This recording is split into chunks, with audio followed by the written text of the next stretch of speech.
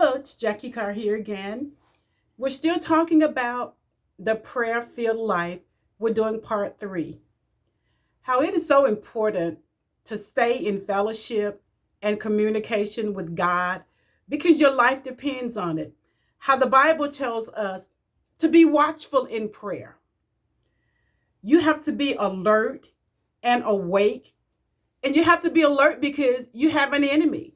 You have an enemy that will do everything in his power to keep you from your prayer life and from getting on your knees and having fellowship with God.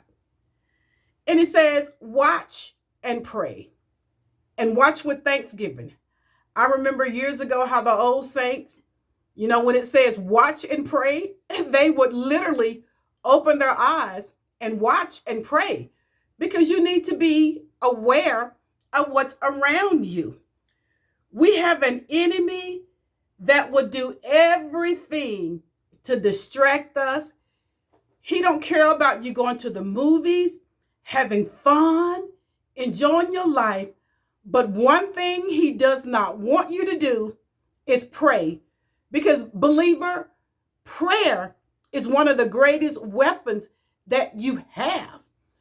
And when you're praying, you don't have to make a lot of noise.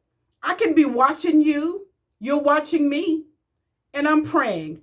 I remember my old pastor, Bishop Smith, used to always say, when people would come into his office, when he would have meetings, he would sit there and he would ask God to give him an answer, give him directions, help him to get to the core of why that person was coming to him.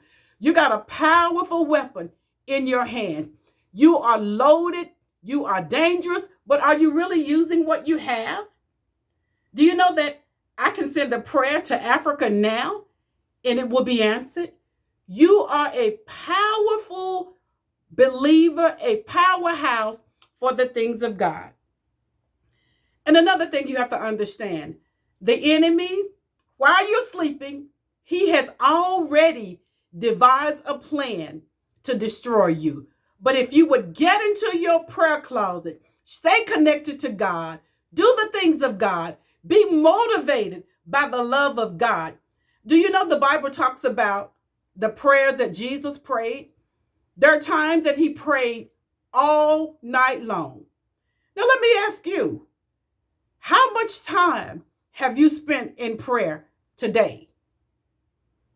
How much time have you spent communicating with the King of Kings, the Lord of Lords? Do you realize that your life is going to be so much better when you include God in your life? I had to realize that I don't know how to make decisions. We make decisions after the flesh and then we suffer. But we need to realize that God has given us an avenue. He has given you a way to escape. God is calling his people to a life filled with prayer. You have to continue in prayer. And how the Bible says, give thanks unto the Lord. He has made us partakers of the inheritance of the saints. When we look at the life of Paul the apostle, Paul was a prisoner. He wrote letters from prison. But one thing about Paul, you can even tell that he was in prison because Paul was a man of prayer. I want you to know that God has called you to a higher realm. He may not have necessarily called you to Hollywood, but God has called you to be a prayer warrior on the wall.